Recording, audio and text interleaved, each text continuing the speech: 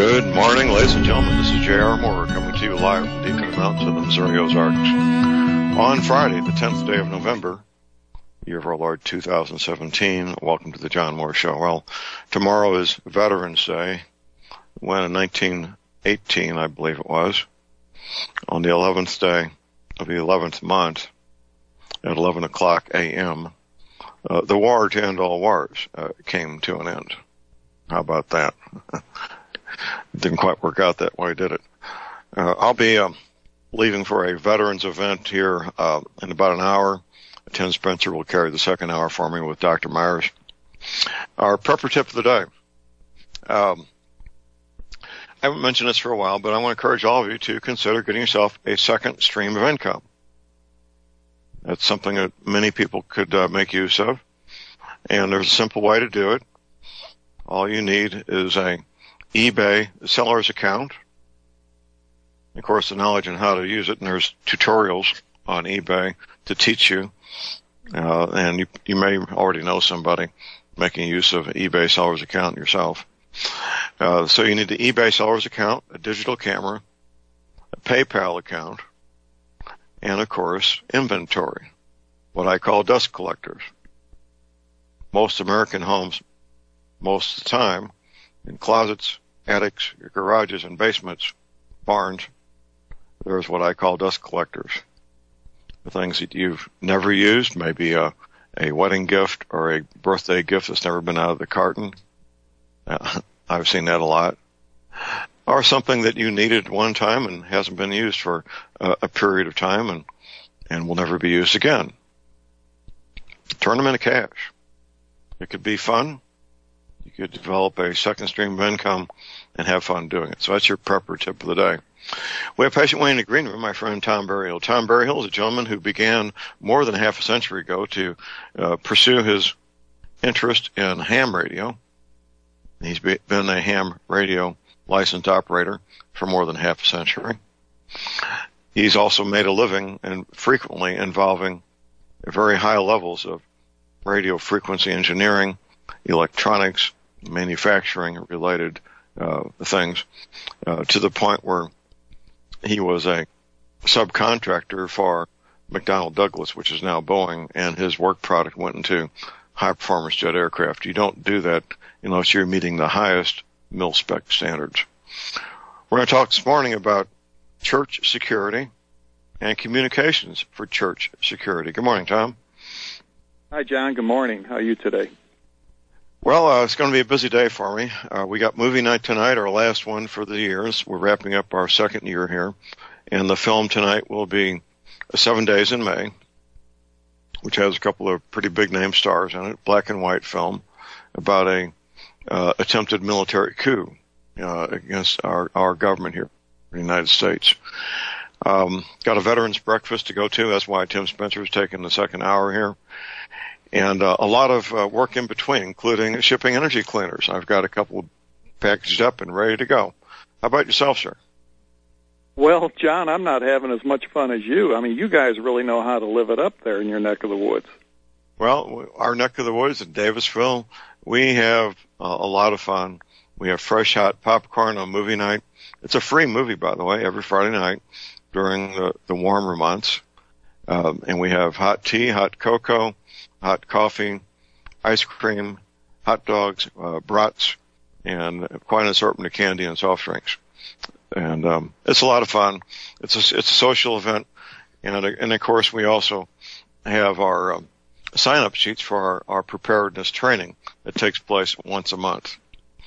And in fact, I'll have the 2018 schedule with me tonight so everybody can look at the classes that they want to participate in this coming year, 2018.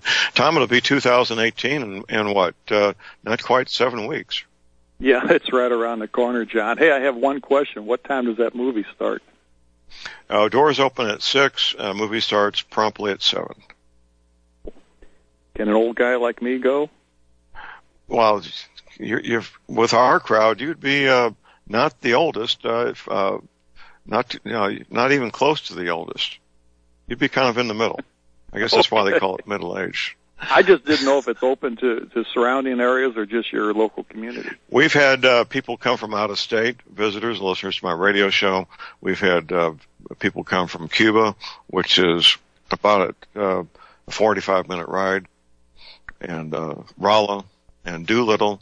Doolittle's about an hour and 15 minutes. We've had my friend Dome Dan.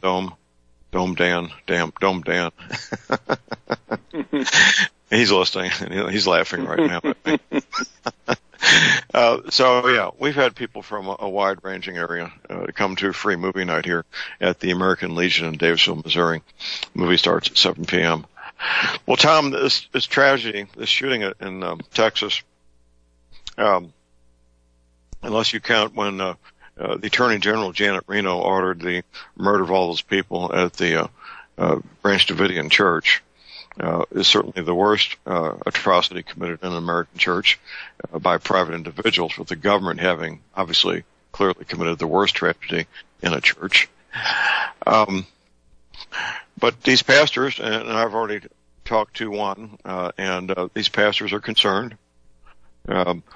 People that live in the country, they leave their keys in the car, don't lock their doors, know everybody, feel safe. I recall having a conversation with the president of one of our banks here locally about security, and eventually the topic came up of security of his family members and the risk of them being, or I should say the possibility of them being at risk and as part of a criminal activity. And the bank president, Tom, told me, "Oh, everybody loves my wife." And I said, "Sir, we're not talking about everybody. We're not talking about everybody in this town. I have no doubt people in this town love your wife. We're talking about criminals coming here from someplace else. That's my concern." And that he just didn't get it. He just didn't get it. But that's okay. That was his choice, and I respect that. Well, Tom, we got the majority of our listeners are Christians. That many of them attend various churches, and I'm sure this past week there's been discussions all over the United States, as well there should be, about either implementing church security or enhancing existing church security. And that's where you come in with communications. To do it right, there needs to be effective, immediate communications, radio communications, proprietary radio communications, not cell phones. And that involves most likely handheld units, doesn't it, Tom? That's correct. Now, John, you mentioned cell phones, and so many people would want to put cell phones to use for this application, and that would be the worst thing possible. The delay in dialing and waiting for a pickup call. It takes too long, and sometimes the system doesn't respond instantly, calls get dropped, and so on. That would be no good at all, period. Go ahead. Well, I was just saying in this case it would be the handheld VHF or UHF walkie-talkies, or HDs. We'll just refer to them as HDs. I believe one of these cell phone manufacturers has a handy-talkie feature built into the cell phones. And it seems like Nextel was doing that. I'm not sure. Well, Nextel did, John, but I still believe... Did they stop doing that? I don't know. I honestly don't even know if they're still in business. I'll tell you one thing, though, about Nextel. Boy, their installations were absolutely first class. I'd been in some of the buildings where their equipment was installed, and the first time I saw one, I thought it was just the installer did a beautiful job, but every one I ever saw was just perfect. You could eat off the floor. The units were very nicely installed. All the cables were dressed down properly, no bent cables or twisted up wiring, nothing like that. It was a work of art. They really did things right, but I don't know if they're still around. They did have a push-to-talk function on their radios. You could, I believe you could dial with them as a regular cell phone, but you pushed a button to talk, let go to listen, and you could talk to headquarters. The problem with that is it goes through their system again. If the system's down or there's a problem, Murphy's Law comes in and, it doesn't work. And when when you need something that's critical, I would not rely on the cellular network, not at all, period. The radios we really need to talk about, and in my view, it would be a UHF HT or walkie-talkie that would not cover a great distance. They could be relatively low power. I would not use the family radio systems, the FRS or GMRS. Right. I would not use those because those frequencies are shared with many others, and you'll always have somebody that wants to play games with it and interfere and cause havoc. Now, and in a minute we'll talk about why I say that. You might have to actually get it licensed on a business frequency, which would be the wisest thing to do. And now in our areas here, John, out in rural areas, those frequencies are wide open. So many of the business systems have been offloaded to cellular networks. For instance, if a company had two-way radios and they would dispatch drivers and so on, trucking companies, delivery services, things like that, they've found that it's actually easier and more reliable to go to cell phones because a slight delay in getting through, a minute or two, is not that critical. They get their message through, they can text, they can do all that. It's not absolutely instant, but it's good enough for them, and it's a lot more cost-effective than installing and maintaining a two-way radio system. So, but in the case of churches, and this, John, this could be applied to really almost any organization, a business, a factory, office building, hotels, anything where they have perhaps they have a security crew or they have employees that carry these HTs already. There's some equipment that could be interfaced with their system that would really be of assistance. And what I have in mind would, if they have an alarm system that goes right to an alarm company, or in some cases the alarms actually sound right at the police station, the local police station. And if they don't, that can certainly be arranged. I would think a church would have no trouble getting hooked up with the local police. I'm sure the police would want to take on that responsibility, as it might only be maybe 2 or 3 times a week that they would have to even be there to monitor that. And, of course, their dispatchers are there 24 hours a day, so it doesn't matter anyway. But they would be able to have the alarm sound right at the police station. And these HTs can be set up with decoders that would interface to that alarm system, and they could actually dial any kind of a code that they want to set up. It could be a single digit. Most of these HTs, by the way, have a push-button dial on them, a touch-tone type telephone dial, and they could use what's called a DTMF. That's a touch-tone decoder that would pick up their priority access code, and it would allow them to trigger that alarm. They could have different levels also. They could dial different codes for different levels of threat levels, I guess you'd call it, and take it from there. It could be a single digit or several. They could maybe perhaps hit *9 or *99 or something like that. They would indicate an alarm, and it would trigger that alarm, and any one of the units would be able to do that. That is the reason you wouldn't want that on the family radio system or GMRS system frequencies, because there's too many people that have those radios. But if it was on its own channel, it'd be a pretty good thing to use, and that's what I envision setting up. That would greatly assist the church in emergencies. And again, any business or any installation that requires something like this, it could be used anywhere. Well, I agree, Tom. I think that these churches are not going to get a bunch of people with ham license. That's not going to happen. But a commercial radio license will allow them to have professional quality equipment. That one of the main advantages would be the commercial equipment, just similar to what the police and fire and paramedics use, is not as complex and hard to understand and hard to use as ham radio equipment, where these manufacturers are in competition to have these ham radios, handy talkies, do all kinds of things that normally most people would never even consider or want to do.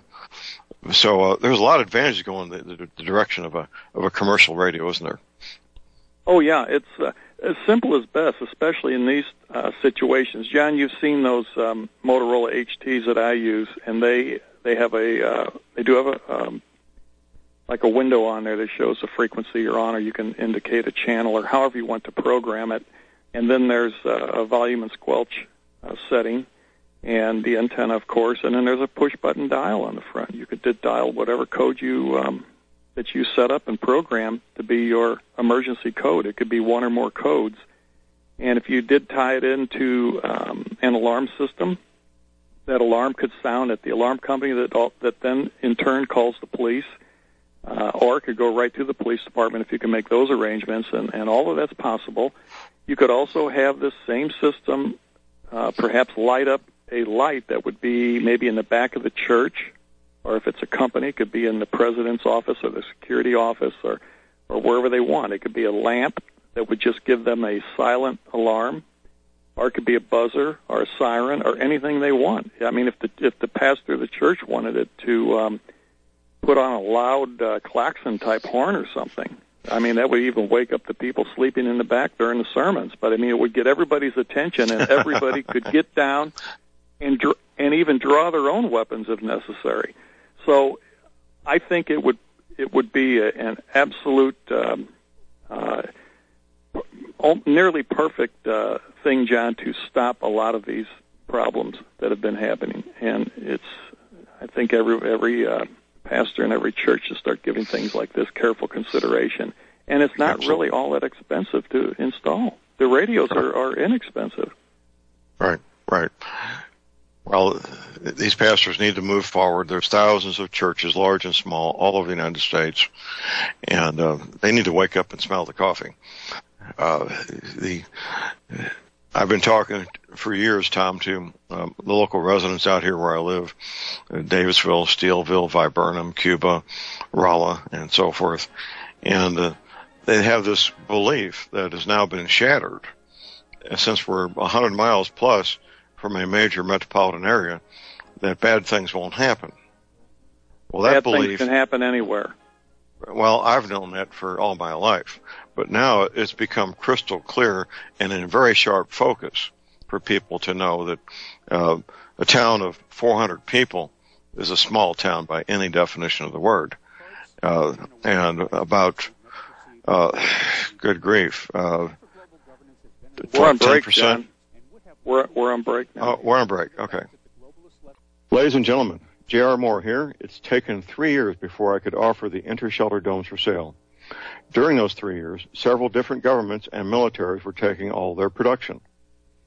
The inter-shelter dome homes may be just what you've been looking for to provide affordable, energy-efficient, permanent, and attractive housing. These dome homes are prefabricated units that can be assembled in a few hours by 2 men with a ladder and simple hand tools. Check out the photos of these dome homes built in the Arctic, on tropical beaches, in suburban areas, and in forests. All the details, many photographs, and the pricing of the dome homes are listed on the left-hand side of my homepage at thelibertyman.com. I think you'll find these homes are not only attractive, but they're energy efficient, and a bonus. You can disassemble them and reassemble them as many times as you feel you need to. Pretty great, huh? Something that's very, very unique. Check them out at my website at thelibertyman.com.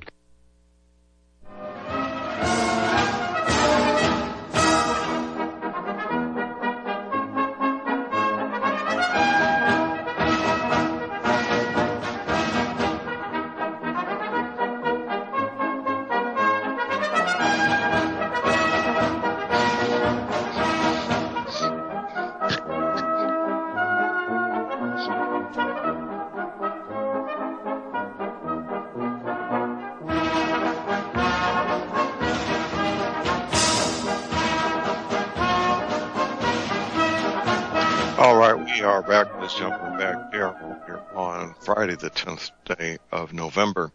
Years quickly slipping away here. We're talking to Tom Berryhill. We're talking about emergency communications in a church environment. And if you've got a question or comment, give us a call.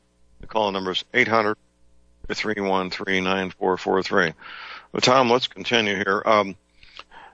I like, for that kind of security work, which I've done, that type of plainclothes security quite a few times. I like to have an earbud microphone where there's an earbud in my ear and a small microphone down near my right in front of me, hanging down in front of my shirt somewhere discreetly, and a push to talk button that's discreetly on one of my wrists, possibly, to push to talk. It's very discreet. The Secret Service uses similar devices, and other executive protection details use similar devices. And the security team can talk to each other without disrupting the church service, because a handheld radio without the speaker, without the earbud, is going to be somewhat disruptive, isn't it? Oh yeah, it would. It would be loud. They'd have to have it up loud enough to hear, and would disrupt the whole service. Now, what you're describing is a perfect way to set that up, John. You have a remote microphone that could clip on your shirt pocket, and that's where the push-to-talk button is. Or you could have one on your wrist, Secret Service style, but the earbud goes into the radio. Now, the remote microphones plug into the top or the side of the radio, and many of those have an earphone jack right on there. So you plug the earbud cord into that. You put that in your ear, and then the remote microphone has a coiled cord that goes up, and you clip that microphone on your shirt pocket. Microphone is quite small, very lightweight. You wouldn't even hardly know it's there after a while. You get very used to it. And microphone's about the size of a pencil eraser. Yeah. Oh, it could be. It could be. Yeah. Yes. There's the small. Usually it's a kit.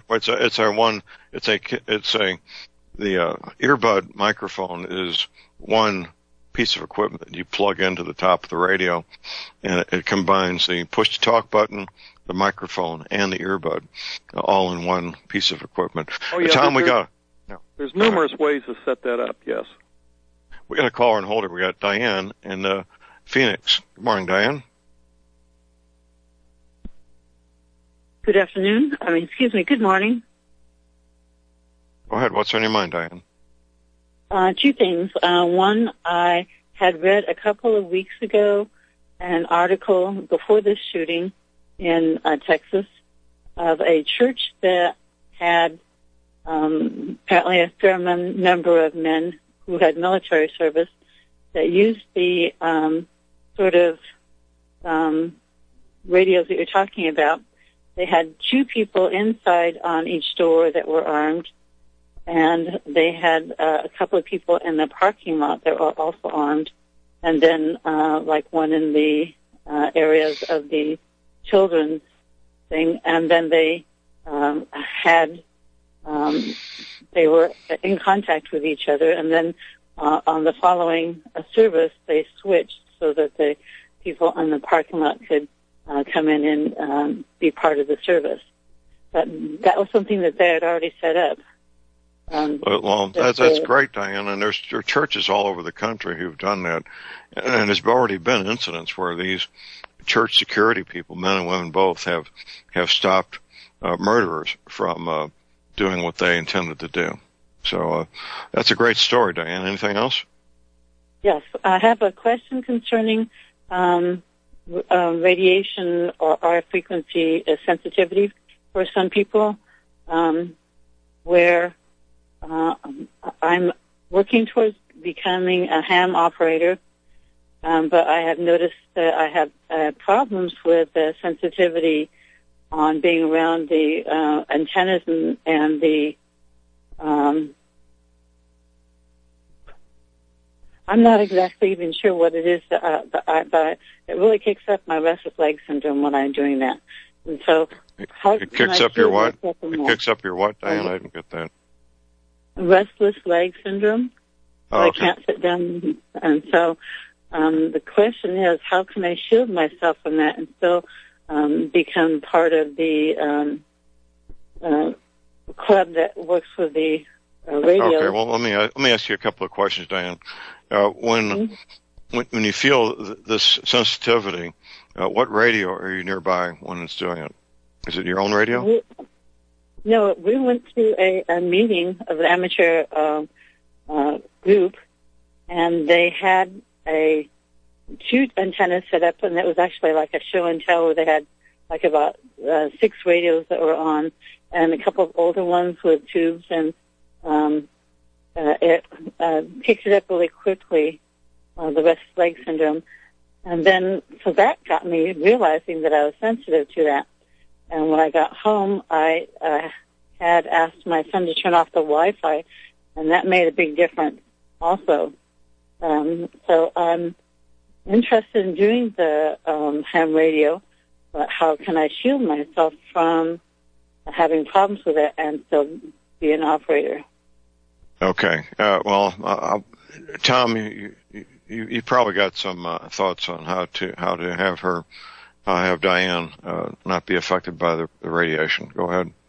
Okay. Well, here's some things to take into consideration. Now, not knowing what frequency bands they were operating on at this radio club meeting, it's hard to tell exactly what was going on.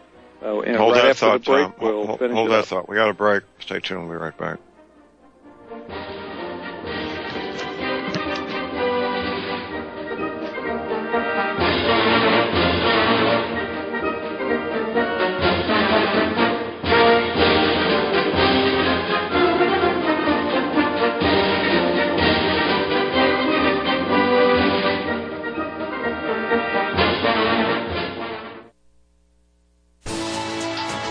You are tuned in to the Republic Broadcasting Network. Visit our website by going to republicbroadcasting.org.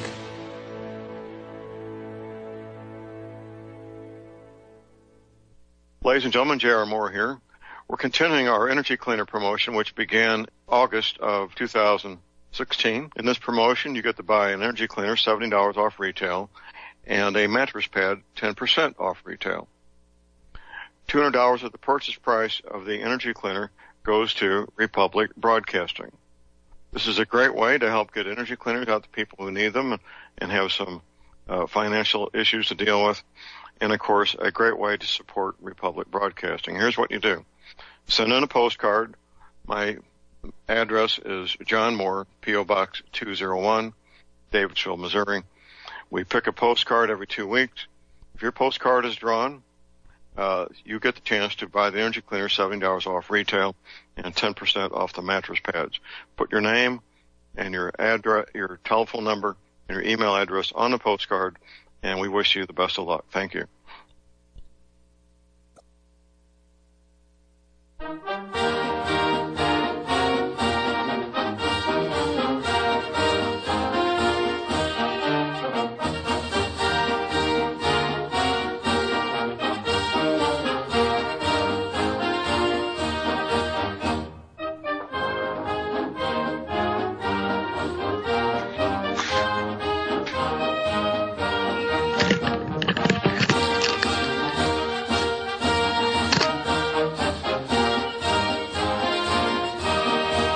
We are back, ladies and gentlemen. We're back. J.R. Moore here on Friday, the 10th of November. Well, Tom, let's continue this discussion about being safe from the radio frequency radiation. Okay, John. Well, in regards to Diane's, attending this meeting, and she wasn't sure exactly what equipment was being used, but when she said some of it was tube type, I would assume it was probably HF equipment, older HF equipment, which can have relatively high power levels. Now, the farther you are away from the antenna, the safer you are. And in fact, John, I don't know if you've looked at any of the regulations, but the ham radio regulations nowadays, it indicates that you have to certify that your equipment is safe if operating above 50 watts of power. If I remember right. I haven't looked at it in a long time, but they didn't do that in the old days. But now you have to make sure that there's a safe radiation level. But when you get the antenna farther away from the equipment, the power level drops. The radiation power drops. Let me interrupt you, Tom. What Diane saw there was a demonstration. Your typical real installation, not a demonstration. The antenna would be quite a distance from the radio itself, typically 25, 30, maybe 50 or more feet, as opposed to having everything in one room at the same time. That's something that rarely happens in real life, does it, Tom? That's right. And I think in Diane's case, maybe she should contact members of that club and find out who has a station set up that she could visit and have them operate it, and maybe even let her talk to some of the other ham operators they're in contact with, and just see what her experience is with that.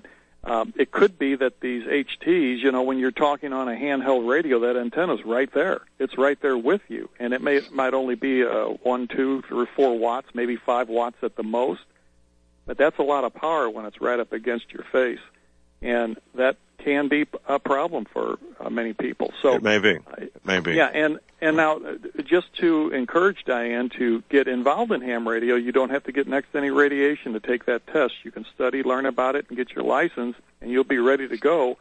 And then there's many different low-power modes that can be used. I read an article recently about a gentleman who used 1/4 of a watt, 250 milliwatts, and on one of the new digital type modes, and he actually communicated from the I think he was in Colorado, and he communicated very reliably with a station in Australia. So it is done, and I don't think 1/4 of a watt would hardly hurt anybody on the HF frequencies. Right. You have to also realize that the higher the frequency, the more penetration there is into the body. So that's why microwave ovens are in the microwave spectrum. It very effectively penetrates the tissue. So, oh yes, but all of it's dangerous if you're up close to it all the time. And like Diane, some people are very sensitive to it. She should visit an operating ham station and just see what happens. The average amateur station on HF bands is 100 watts of power. They can run 1.5 kilowatts, but most of them run around 100 watts, sometimes a little more, but that's about the average. Right. So go and go ahead, Diane. Do some experimentation. I didn't understand that, Diane. Please. So go do some experimentation with local ham radio setups and see how it affects me and what will work for me. Well, she's confirming that you want her to go to a ham radio station and see if there is any effect when the equipment's set up properly, as opposed to having everything in one room. That would be the thing to do. Contact the members of that club and ask if any of them would be willing to allow you to visit their station and watch it being operated, and just see how you feel as they're operating their station that's properly set up with outside antennas. And then they would, I'm sure, be gracious enough to contact the station and actually let you observe the operation and even talk to them if you would wish to. It could be it could be a very educational experience, and it would allow you to see how that interacts with the problems you were having. That's a good idea. Thank you very much for your help. You're welcome, Diane. Anytime. You're welcome to call anytime. Call number is 800-313-9443. I want to emphasize, getting back to church security, to get professional quality equipment. There's radios that can be bought from China that are incredibly inexpensive. We're talking defending human life here, defending innocent human life. And I would, police and firemen and paramedics and the Secret Service and military, they buy high-quality radios for a reason. That's because life and property is at risk. And don't get these little Baofeng things, B-A-O-F-E-N-G. They're little more than toys. Yes, they do work. Yes, they are radios. But you don't want to defend innocent life and depend on a radio that costs that little bit of money and doesn't have the durability that commercial quality radios have, do they, Tom? That's correct, John. For just a tiny bit more money, you can actually buy a very nice Motorola used. You don't have to buy new. And some of the models I've used are they're older, but they're quite functional. They work perfect, and they're very simple to operate. You do have to program them. Once they're programmed and set on your frequency, you can actually lock down that frequency dial so that they can't be tampered with. You can actually have an access code so the operators can't get in there and fiddle around with it, but it would still allow that push-button dial to work. So they could still use it to dial the emergency code. And like Diane said, at the church she was talking about, the gentlemen were outside, 2 on the parking lot, and of course, that's a perfect way to set it up, and that would be an absolute requirement. I mean, you need somebody outside observing what's going on, and you know all about that, John. I think you used to do that at some of your meetings that you had back in St. Louis. So somebody was always outside observing the parking lot. Any unusual activity out there was closely monitored, and then that could be relayed to the inside of the building, whether it be a church, an office, a factory. It doesn't matter. These are crazy times we live in, and we all have to be ever vigilant. So this is a perfect way to set up a system like that. And what I described earlier with the touch tone decoder, that would give you the interface to the alarm system, to warning lights, siren horns. You could have loud tones or whatever injected into the public address system. So if the pastor is talking on a microphone, this would override his microphone and give some beeps or whatever. At the pulpit, they could have a panic switch. It would also interface that system. And there's numerous ways to set this up, and it's not incredibly expensive or difficult to do, but I think many of these churches, companies, factories, they should start planning for this if they haven't done so already, and get with it as soon as possible. Absolutely. Time's a waste. Yeah. Time's a waste. If one man or woman had a firearm in that church in Texas, the outcome had a high likelihood of being much different. As it was, the person who stopped the shooting was a neighbor who was an NRA certified firearms instructor, just like myself. He grabbed his AR-15, quickly loaded a magazine, and confronted the shooter and shot him, and took careful aim to miss the body armor the shooter was wearing, by the way. And if it hadn't been for him, there may have been even more fatalities, right, Tom? That's very correct. Absolutely correct. And, John, I mean, there's churches around here. If you contacted them, I would get directly involved and set these things up. It might be a service that we should offer the local churches around here. I mean, I think it's almost critical infrastructure for every organization at this time in history. Well, any chief of police or sheriff has people on their staff that are capable of giving proper instruction and training to do this, and it needs to happen. It really does need to happen. And I'll help any way I can. I'll be helping some of the local churches here, I know, in conjunction with the police, to make sure that if they want good quality in-house security, that they have qualified men and women, that they're properly trained, properly equipped, that they have a chain of command that is functional, and they go through regular training to make sure that they know what to do, when to do it, and so forth. So these conversations, as I mentioned earlier, Tom, they're happening all over the United States, and they need to. Yes, they really do, John. Again, this equipment is more available today than it was in the past. Systems like this were set up many years ago, but boy, it was expensive to do. But the equipment cost has dropped considerably over the years. The microelectronics and the available components nowadays made it very inexpensive to set these up. And of course, this is the time to do it. I'd hate to see another tragedy like this happen, and they had no way to even alert the congregation that something bad was about to happen. It didn't have to happen. It did. Now, here's the criminals who want to conduct this activity. They're being put on alert also, and it's a given that only a small percentage of American churches in the United States are going to do what we suggest. I'd be shocked if more than 5 or 10% did what we suggest. It may take one or two more tragedies like this to get even half the churches to having in-house security force. I don't mean to be pessimistic, but I understand people, I understand human nature, and it's just not going to happen in all churches all the time. It'll be a small percentage initially, and if there's more tragedies, that number will grow.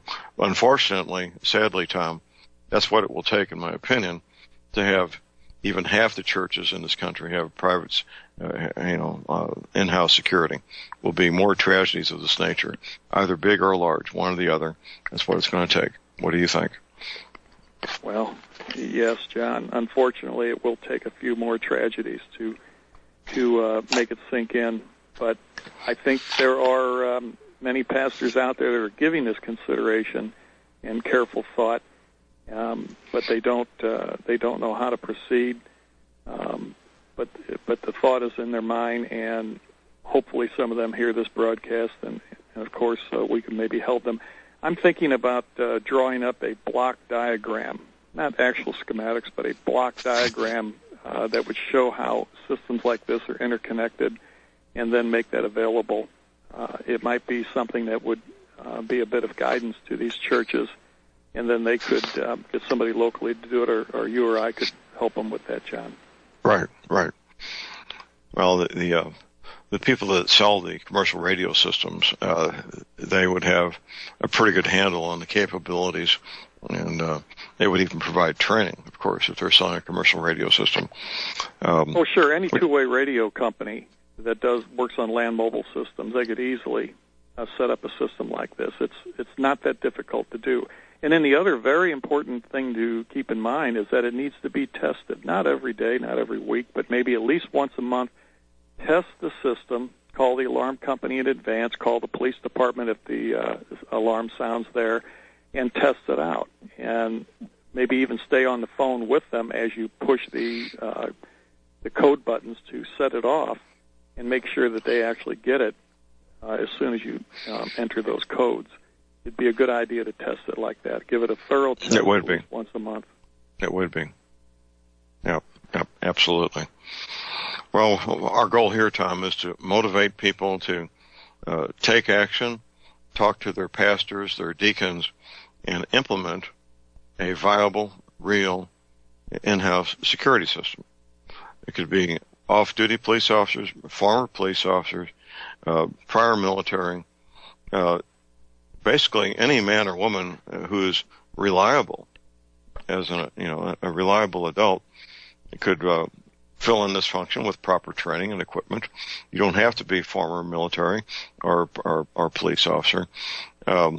These skills are somewhat easy to learn, and very learnable, very doable. Yes, John. And when you mentioned those those little cheap Chinese radios, yes, they would work for this application. But one of the problems I have with those, while they are inexpensive, they do work, and sometimes they work pretty good. But there are so many buttons and so many functions on those things, even though you can lock it down so that not all those buttons are active once it's programmed. In a very stressful situation, it could actually confuse the operator, and that could even be the one that set it up and programmed it in the first place. Under stress and duress, they would not maybe have the the skills to set to get the alarm set and activated. So you want it as simple as possible. And with the Motorola radios I was talking about, they're in a black plastic case, and you could actually engrave right on the front of the case, push star button for 5 seconds or something like that to activate the alarm. It could be a single digit that would activate the alarm, and to make it foolproof in case you bumped up against it, you'd use a time delay. You'd have to push and hold the star key for 2 seconds, 3, 5, whatever you want. Right. And right. That way it couldn't be a false alarm by somebody accidentally bumping that thing. Right. So right. That would be embarrassing and humiliating and scare a lot of people needlessly. And the pastor would probably shut down that application if that happened. Yes, they would. Well, John, especially when you accidentally set the thing off and a SWAT team shows up looking for the shooter. You wouldn't need a problem like that, and you don't want to be crying wolf, because when you really need it, they might call first to see if there's really a problem, and waste valuable time. So yes, it has to be as simple as possible, and some foolproof protection built in. But stay away from those little Chinese radios. John, some of those things, they have an FM radio in them. They have a flashlight. They have a siren alarm. They have so many different functions. It's actually very confusing to work those things. Yeah, and I really think the simplest is the best. Here's our last break this hour. Stay tuned. We'll be right back.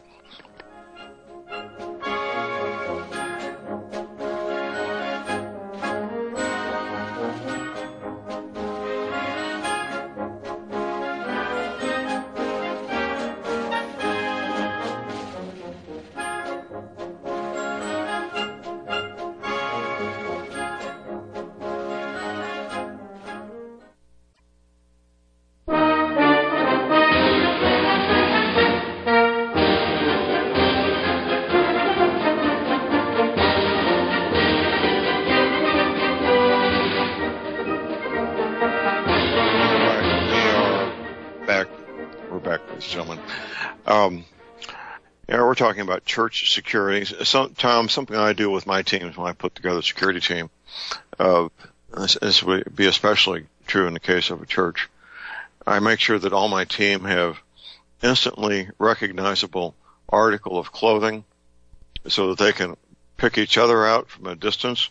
And also, if there has to be a police response, if the police can instantly identify the security team and be able to tell the difference between the security team and the bad guys, which is obviously a matter of life and death. If somebody's holding a firearm and they're part of the security team, I want the police to know that man or woman is part of the security team. It is not optional, is it? No, that's not. No, John, not at all. In fact, maybe they would have maybe wear some sort of a blazer or something with a specific color that would easily identify them. Right. That's very, very critical. There's lots of ways to skin that cat, and that's one way. And each church needs to come up with their own way, depending on the church and funding and climate and all those things. If you're in the desert of Arizona or in Missouri on a day when it's 100 degrees and 90% humidity, you're not going to wear a blazer. So it's going to depend on where you are in the circumstances, but it has to be instantly recognizable from a distance to identify the members of the security team. Almost out of time here, Tom. I really want to thank you for being with us this hour, and I hope we've got some information out that will help people all over the country to get started with church security, don't you? Yes, John, and of course we both would be more than happy to help any church anywhere in the country with information and maybe some consultation on which direction to turn and how to get started with this. It's really not that difficult. The system could be set up, and then of course they would have to have some training and practice sessions and test it out, make sure it works, test it on a monthly basis. And then maybe once they have chosen their attire, whatever they're going to be wearing to be identified, maybe even visit the police department when all the officers are there for a meeting or something, maybe a public meeting where they're invited to the police department so the other officers can meet them and get to know them and recognize these people. So if there's ever a situation where the police need to respond, they'll know who these people are. Well, with a small department, that's certainly doable. With a larger department, that wouldn't work too well with a major metropolitan area. With a small department, that would certainly be very, very helpful. Yeah, and that's your specialty, Tom? John. I'm thinking these rural areas, where everybody knows everybody anyway. Tom, thank you, sir. We appreciate the help. Thank you, John. Okay. We got top of the hour break. Tim Spencer is going to be filling in for me. We're going to have our first health tip of the week beginning next hour. Tim Spencer's been briefed on it, and I'm sure Dr. Myers will have his 2 cents to put in on it as well. I have to run off to a Veterans Day event that I'm scheduled to be at as soon as the music starts here, and I'll be wrapping up my week. So enjoy the second hour, and have a great weekend, and God bless America.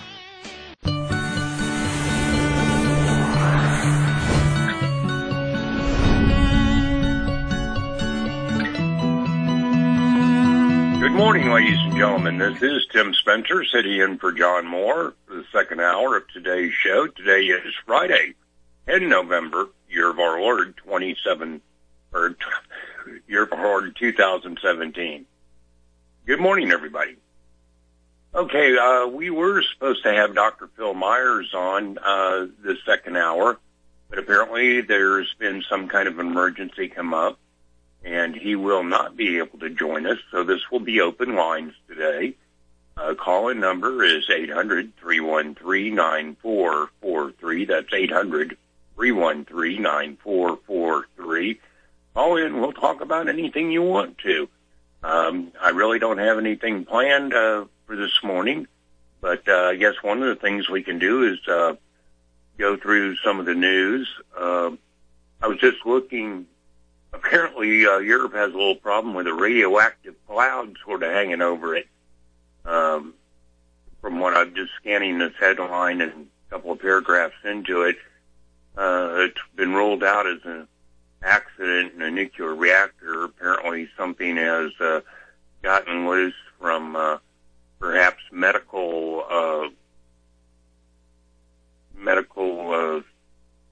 What's the word I'm looking for? Boy, I'm drawing a blank today, folks. I'm sorry. Anyway, some kind of treatment type radiation used in medicine, I guess is what I'm trying to say.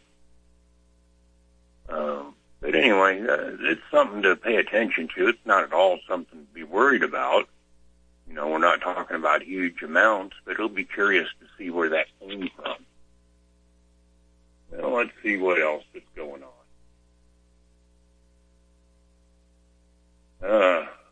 Haven't read this one yet. Superhumans. Chips in brains to delete memories and fight disease. Well, what can I say? For me, no thanks. Memories are what make me who I am. I think that applies to most people. I don't need any piece of electronics in my brain deleting stuff. I got enough problems remembering what I had for supper last night. Okay, apparently Trump is really going big guns over there in Asia. I just saw a headline here a minute ago. I don't know where it's at now. But basically 37 major deals for U.S. companies since he's been over there bouncing around Asia. That's a good thing. He said he was going to bring jobs back and business back to this country. He's delivering. I guess the Democrats are probably going to be quite upset about that. I hope they're really upset. I think the guy's doing pretty good. Okay, what else is going on?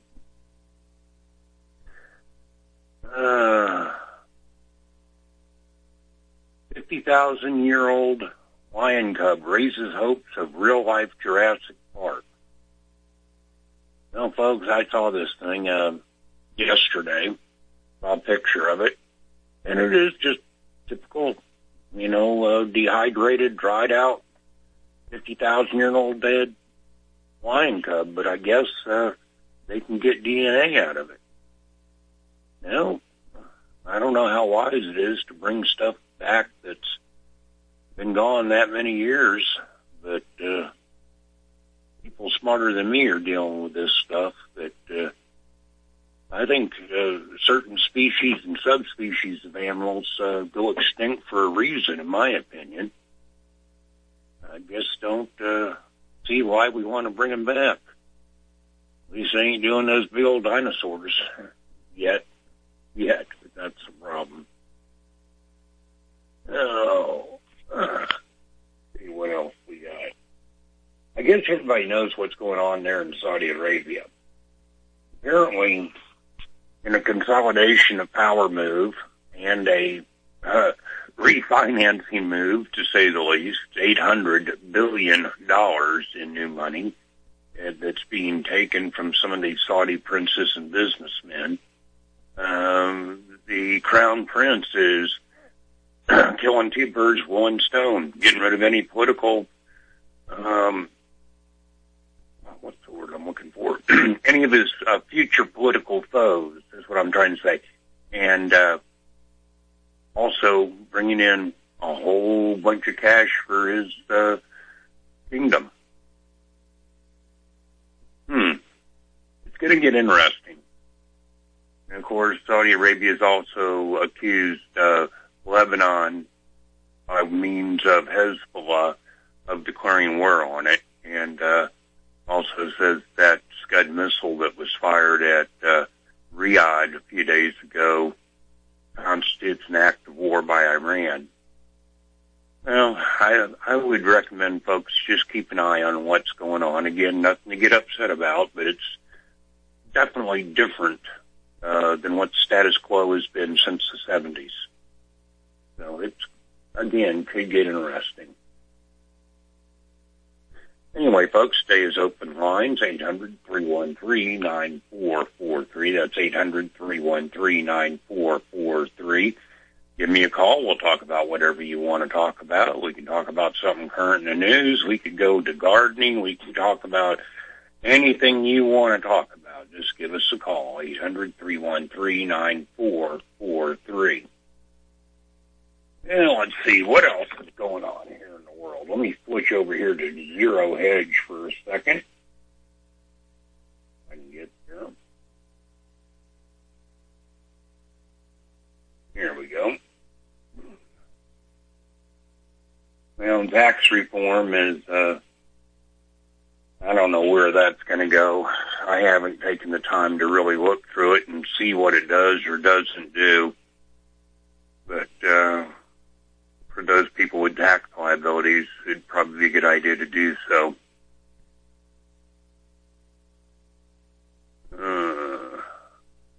Setting the stage for war. U.S. Air Force says missile targeting Saudi capital was Iranian.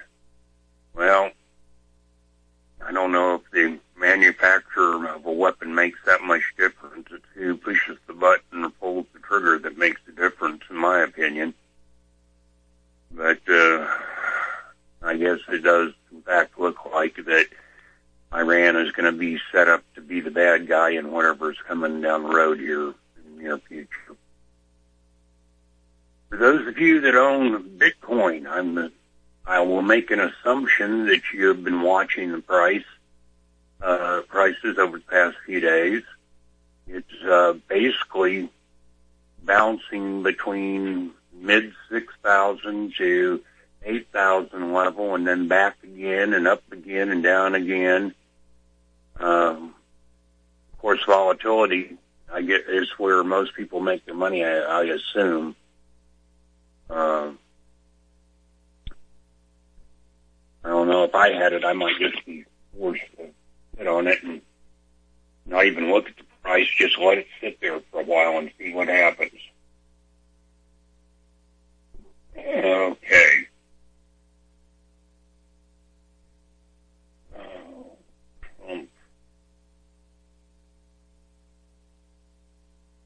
Anyway, like I said a minute or two ago, apparently Trump is really delivering in Asia. I don't know what all these deals are he's done. I haven't read the actual articles yet. I was just looking at headlines, but I'm seeing the same thing on Zero Hedge. Basically, Trump saying that he will not allow the United States to be taken advantage of like it has been in the past so many times on so many deals. So he's doing things right. Okay, what else we got?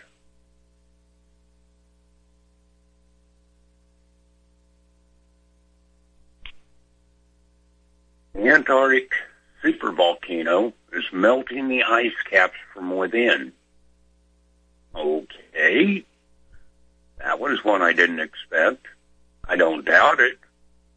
It makes sense, but I just wasn't expecting that one. This is on Zero Hedge, folks, if you want to read the article. It might be interesting for those science buffs out there. Anyway, like I said, call-in number is 800-313-9443, 800-313-9443. Give me a call. We'll talk about whatever you want to today. I have no real limits on what we can talk about, so give us a call. Talk about whatever you want to. Okay. Well, winter is coming on relentlessly. Right here this morning, I think it's 24 degrees, or it was about the time I got up. It's a little bit higher than that now.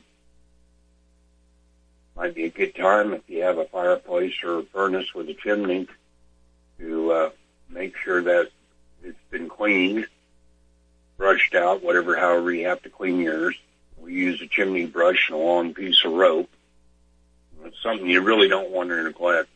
Flue fires are a pain in the butt, not to mention very dangerous and can be very, very costly. So that might be something you want to think about getting done if you haven't already done it for this year. Facebook founder warns, God only knows what it's doing to kids' brains. It's a social validation feedback loop. You're exploiting a vulnerability in human psychology. Well, I'm surprised they're admitting it. There's nothing that we didn't already know. All right.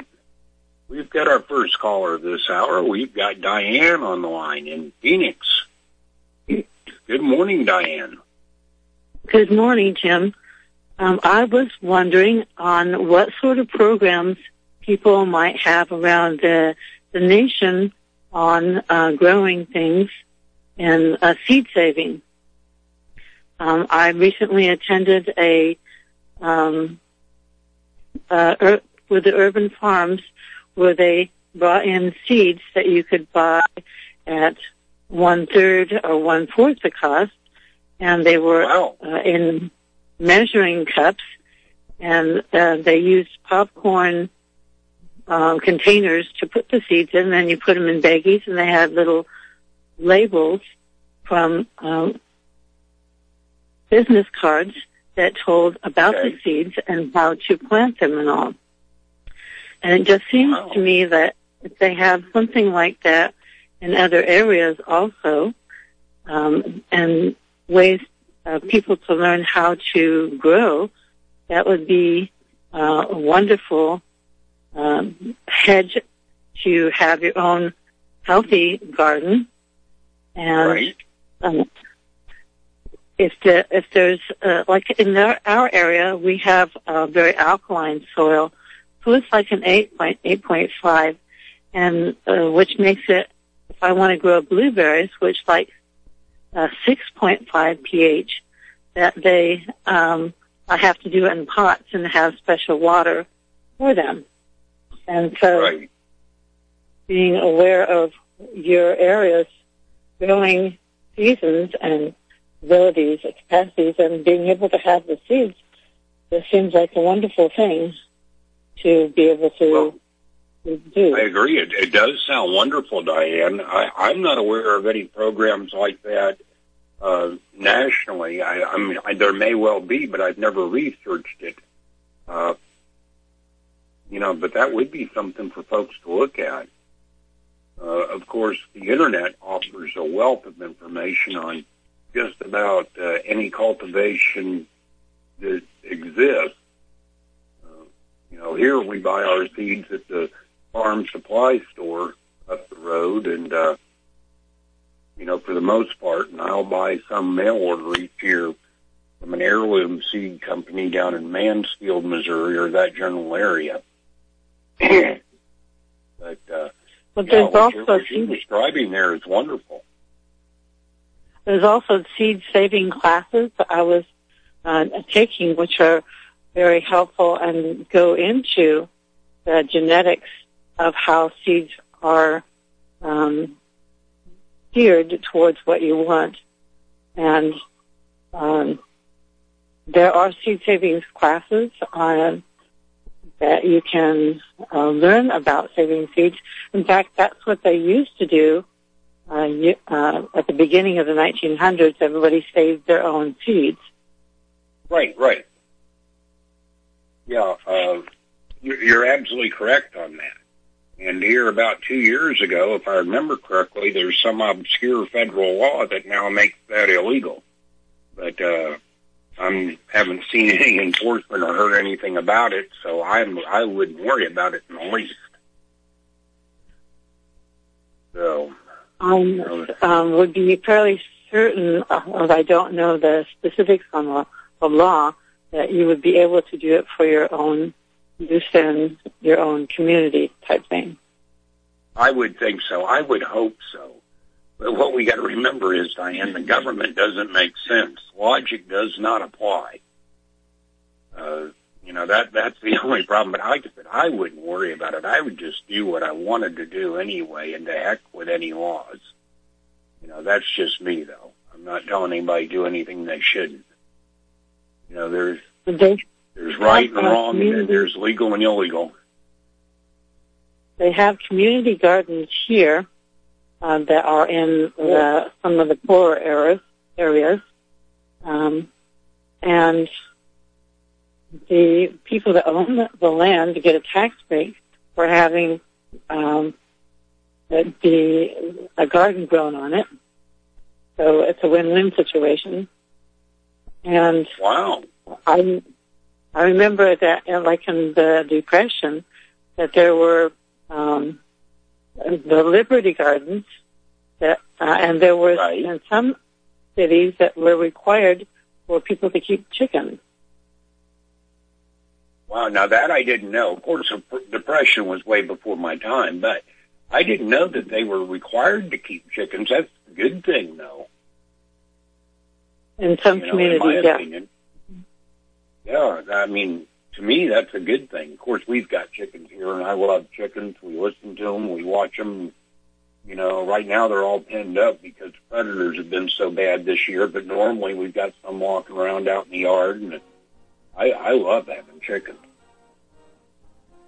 Makes perfect sense. Yes, it does. Absolutely it does. And some communities are... All right, Diane, we've got our break. You're welcome to hang on through the break if you want. Ladies and gentlemen, we'll be back in 3 minutes, 800-313-9443. J.R. Moore here. It's taken 3 years before I could offer the inter-shelter domes for sale. During those 3 years, several different governments and militaries were taking all their production. The inter-shelter dome homes may be just what you've been looking for to provide affordable, energy-efficient, permanent, and attractive housing. These dome homes are prefabricated units that can be assembled in a few hours by 2 men with a ladder and simple hand tools. Check out the photos of these dome homes built in the Arctic, on tropical beaches, in suburban areas, and in forests. All the details, many photographs, and the pricing of the dome homes are listed on the left-hand side of my homepage at thelibertyman.com. I think you'll find these homes are not only attractive, but they're energy efficient, and a bonus. You can disassemble them and reassemble them as many times as you feel you need to. Pretty great, huh? Something that's very, very unique. Check them out at my website at thelibertyman.com.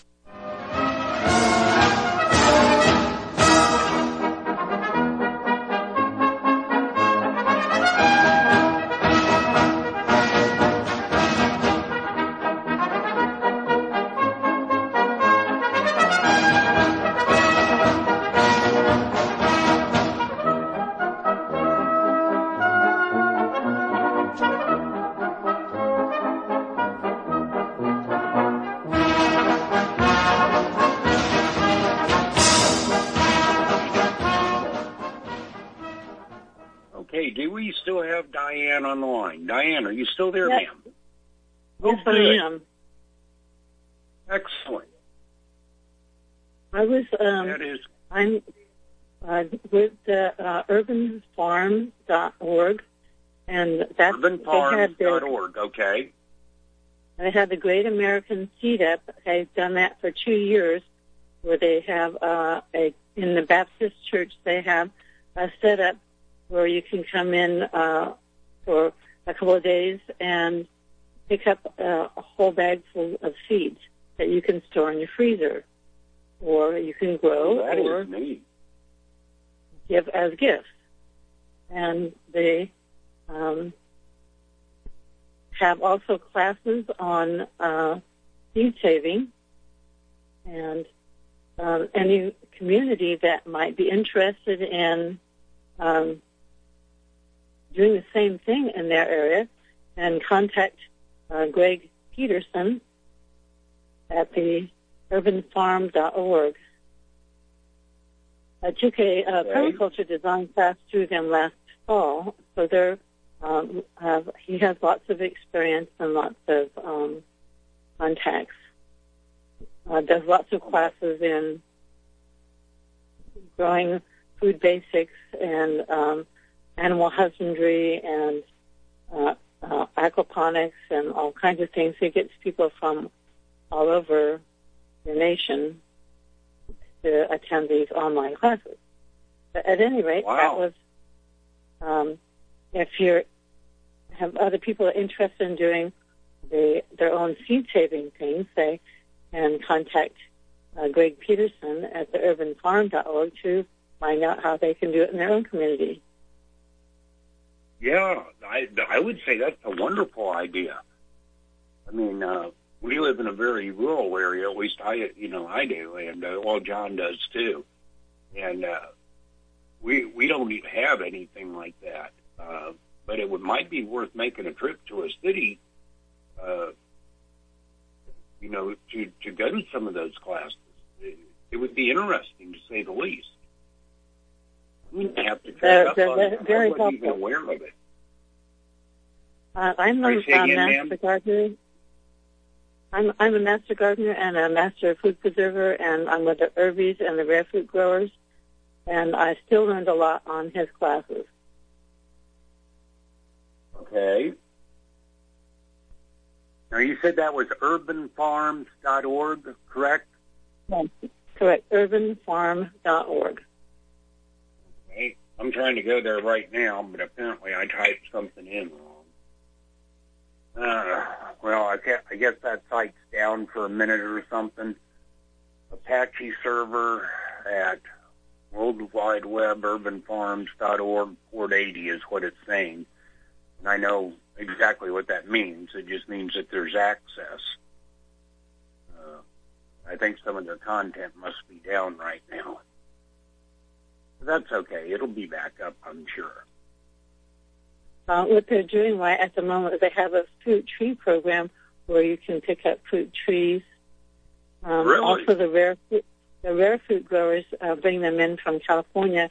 And we're part of the California Rare Fruit Growers Association in Arizona, and we have meetings once a month that has wonderful classes on how to grow, like cacao trees and grow your own chocolate. Wow. And moringa trees and all different kinds of fruit bearing the tropical trees in this area a lot. But I'm sure they have something similar to that in the other areas. As I know that they have meetings like in Florida and such too. Right. Well, I'm looking at the website now. I was right. It came right up. It looks like this website is just chock full of all kinds of information. urbanfarm.org, folks. I think it'd be worth your visit. It has a lot of information. Okay, Diane, we got our bottom of the hour break. Again, you're welcome to hold on if you want to. Ladies and gentlemen, we'll be back in 4 minutes. The call-in number is 800-313-9443.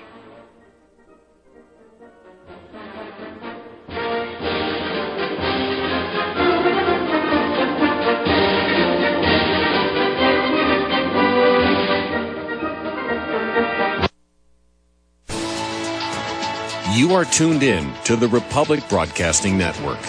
Visit our website by going to republicbroadcasting.org.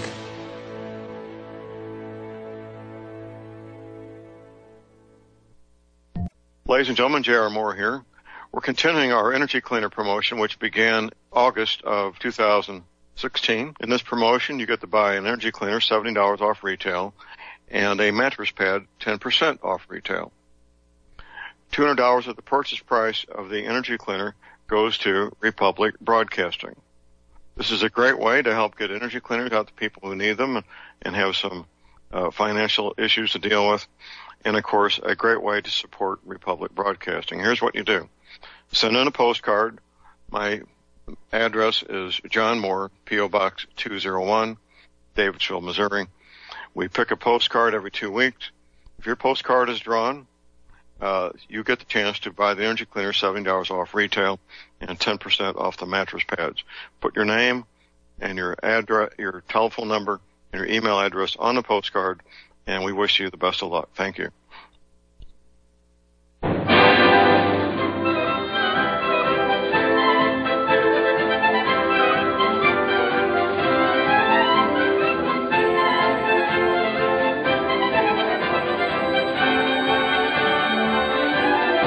Good morning, ladies and gentlemen. Welcome back to the John Moore Show.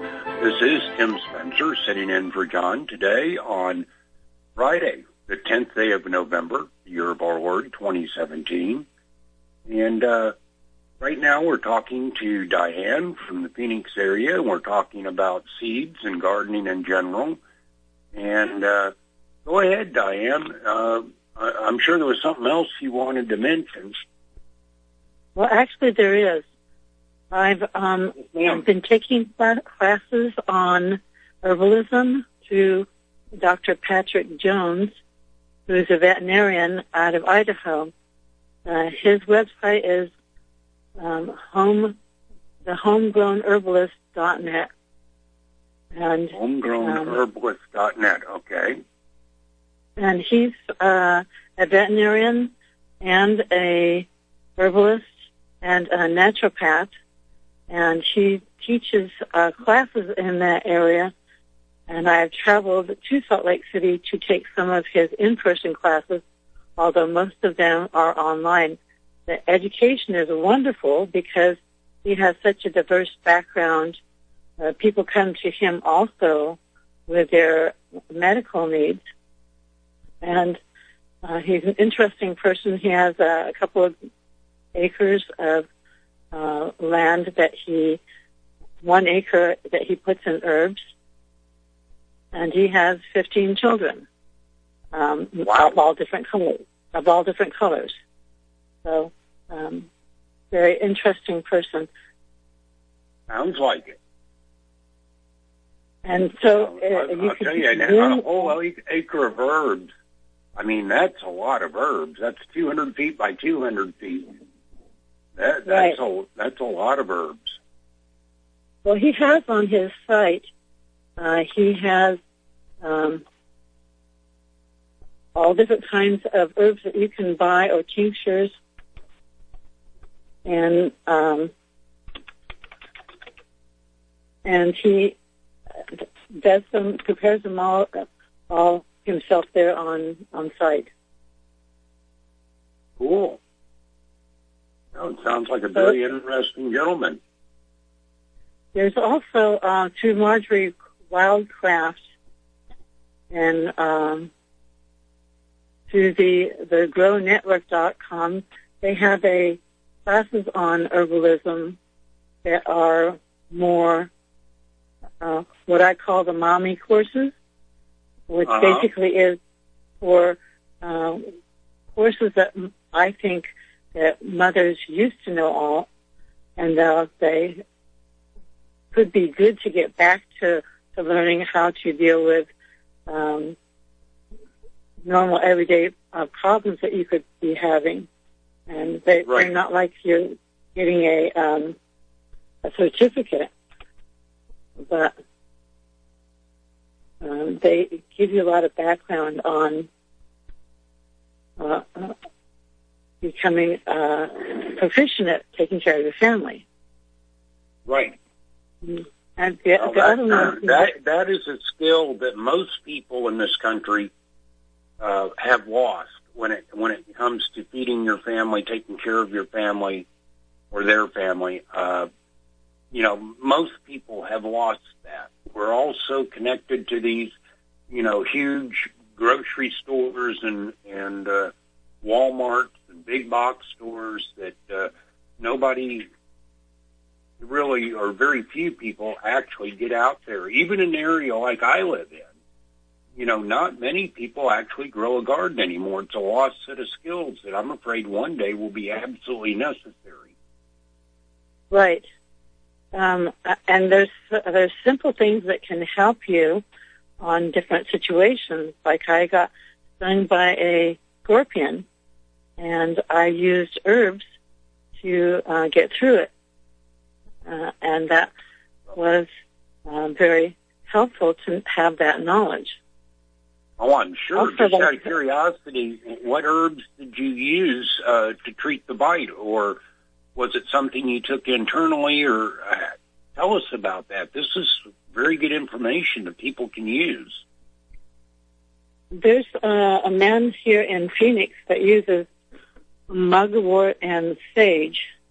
Mugwort and sage, okay. The ones I used, I did not have the mugwort and the sage. I had a emergency kit from Dr. Jones that I had purchased, and I used a thing called venom and sting because you can't say that it will help or heal or anything like that. Right, it was a combination of dandelion root, echinacea, marshmallow, and plantain. And okay. I put that on the sting, which was on my foot, and as a poultice. And then I took also that same concoction internally, and I waited. It was a fairly good sting because my hands and feet went numb, and my throat felt like I had something stuck in it. And right. So I did not go to sleep. I just kept on taking changing the poultice every couple of hours, and taking also internally the same herbs. And right. within about 4 hours, it had reached its peak, and then it started abating. It continued abating for like about 12 hours before a lot of the symptoms were gone, where I could start feeling my hands and feet again. And my feet swelled up like they were little pillows. And I took organic apple cider to take the swelling down, and that did help. It took about 36 hours all told for all of it to go away. Well, yeah, I'll tell you now, those scorpions can be some nasty, nasty things. Unfortunately, I've only been stung by one in my whole life, and that was between my fingers on my left hand, and I think it was more of a scratch from the stinger than an actual real hard sting. But, boy, did it hurt. I mean, that was just incredible pain. Right. Definitely. And so Dr. Jones, the homegrownherbalist.net, also says that he had a daughter who got stung by a spider, a brown recluse, and right. that she came home from college, and he treated that with the herbs, and she lost no tissue on her hands. Oh, that's excellent. Where she got stung. And that's the good news to me, too, because I have a friend that got stung by a brown recluse on his back that was in the hospital for a month and lost enough tissue that he could stick his fist in it. And from what I'm understanding with Dr. Patrick Jones, that when you put these herbs on it, it neutralizes the venom, and you don't have the tissue necrosis. Oh, wow. That's great. So I'm just giving a plug for herbalism that I'm finding out that Mother Nature has been very wise in providing supplies next to those areas that have problems. Right. To help them overcome things like snake bites, black widow, jojoba spider, brown recluse, and then there's a whole host of things that you can do for things like asthma and all that don't require pharmaceuticals. And so I've been quite enjoying learning about all of I'm not finished yet, but I've been enjoying collecting seeds for all of these, also to be able to grow my own herbal garden. Well, I mean, that's a very, very good thing that you're learning that information and that you're actually taking action and growing this stuff. I think if you were to call in on my show tomorrow, which is 10 to 12 Central right here on this network, you and my wife could probably have quite a delightful discussion on herbs and herbal remedies. She's into that big time. She knows so much more than I do. But, well, that's good to have a variety of people in your household that have different skill sets. Correct. Yes, and that is very important. And believe me, on this farm, we can do it all. I'm not bragging, but that's just the way it is. We can do it all. That sounds wonderful. Yeah. My daughter is very big into veterinary medicine. My wife does the herbal stuff and cooking, and my son-in-law is a carpenter, well, somewhat of a carpenter, mainly a roofer, and I do electrician and work and plumbing and mechanics, and so, we've got pretty much everything handled here.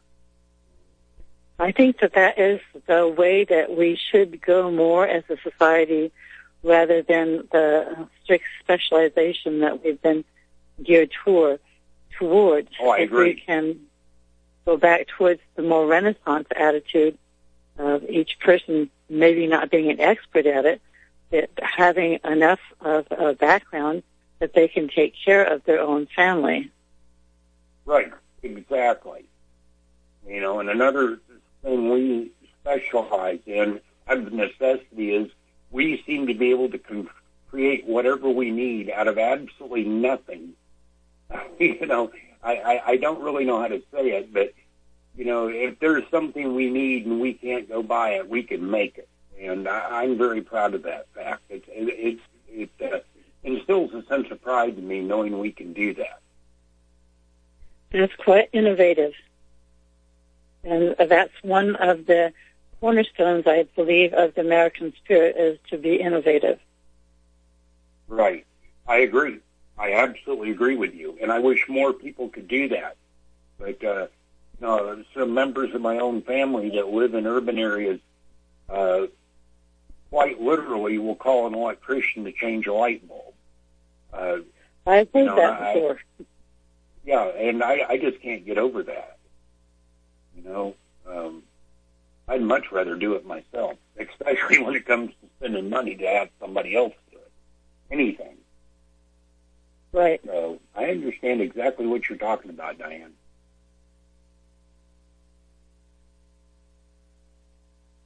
Are you still there, ma'am? Well, that's pretty much all that I had. I'm just trying to push for people to take care of their own health, do it where they do it before things start happening bad, and keep good health with nutrition and lack of toxins, and becoming physically active and keeping their mind active, too. Oh, absolutely. I agree with you. Absolutely. What can I say? If you don't know how to do something, folks, learn how to do it now before there's a gun to your head or the situation's so dire that it's a do-or-die situation. Learn how to do it while the pressure's not on. That would be my recommendation. My son is changing a head gasket and has taken apart the whole truck with no experience, just watching YouTube videos. Oh, yeah. Do it while you can. I absolutely agree, because there could easily come a day when those YouTubes are available. So I absolutely agree with you. Okay. Do we have anything else, Diane? Nope, that's good. Thank you for the ability to express myself here. Oh, you're more than welcome, Diane. You call back anytime. All right, folks. Okay. Next, we're going to go to Dan in Hawaii on line 5. Good morning, Dan. Morning, Tim. Thank you. How are you doing today, buddy? I enjoyed listening to your previous caller. She's very interesting. Oh, yeah. Yes, she was, and she had some very, very good ideas, too. She did. I wanted to ask you, she gave out that the doctor, his website. I thought I could remember it, but I'd forgotten it. Did you happen to write that down? No, I didn't. I was looking at the urbanfarm.org site when she was talking about that. I'm quite fascinated with it. No, I did not write that down, nor do I remember it. Well, she might call back sometime. Oh, she might, yes. Yeah. I wanted maybe to get in touch with him and bring up his website. It sounds like he's a very interesting person. Yes. The only thing I remember she said really was that he had 15 children, and I guess he's out of Salt Lake. But I don't remember the website. My memory is going, Dan, especially my short-term memory. If you ask me tomorrow, I might be able to tell you. Okay, I'll call you tomorrow and ask you. All right, go right ahead. Yeah. The worst that can happen is I don't know. How you doing? Everything okay? Oh, yeah, I'm doing all right. I'm getting used to not having this leg. It's a weird feeling, but I'm doing okay. I'm bouncing around the house, getting where I need to go, and I can get out in and out of the car real easy now, and I'm learning all those little tricks. But still waiting for this stump to heal up 100% before they can start fitting me for an artificial leg. But that'll be great. That'll be great. I'm really looking forward to that. Yeah, Saturday starts deer season, so before the show tomorrow, I'm going to go out hunting. All right. But I'm going to leave right at daylight so I can be back here in the house and warm up by a decent time. Yeah. And hopefully I'll get one. Hey, Dan, you're welcome to hang on. We got our final break. And ladies and gentlemen, we'll be back in 3 minutes. All right. We'll see you in a minute. All right.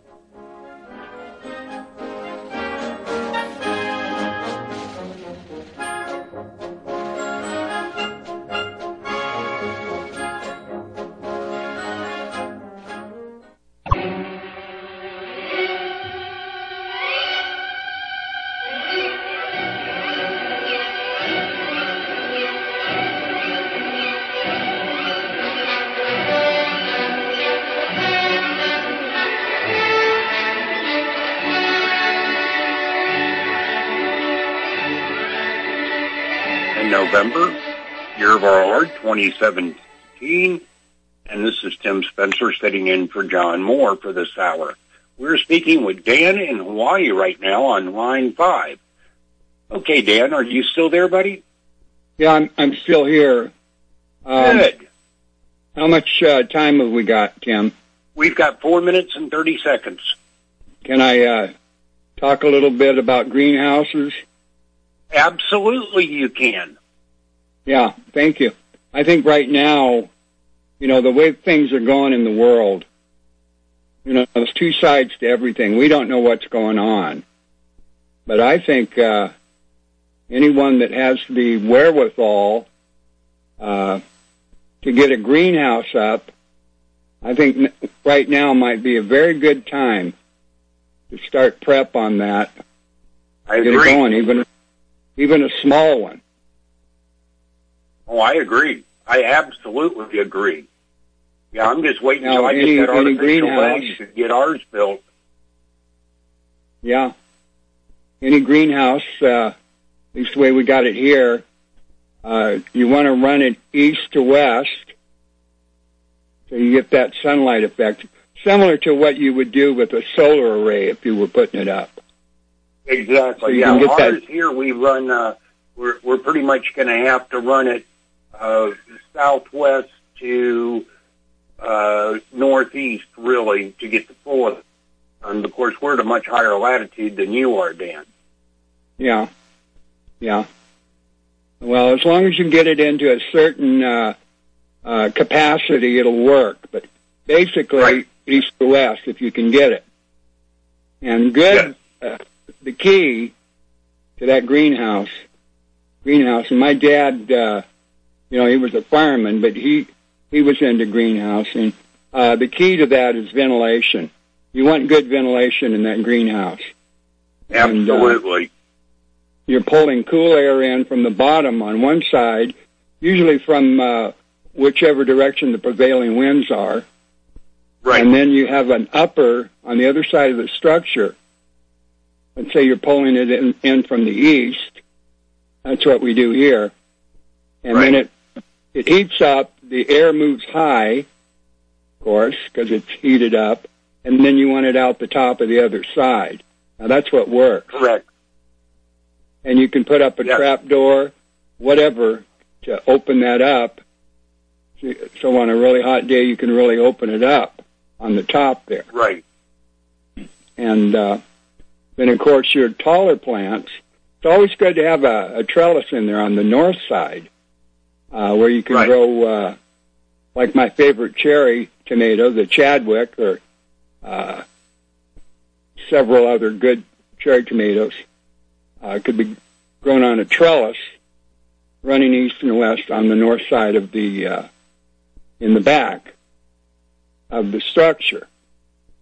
Right. My number one pick for a crop still, I believe, is good cherry tomatoes. Yep. Hey, Dan, hate to tell you, buddy, but we're out of time. I hope you call back tomorrow morning to our show. I'll try. We'd love to hear from you. Hey, nice talking to you, Tim.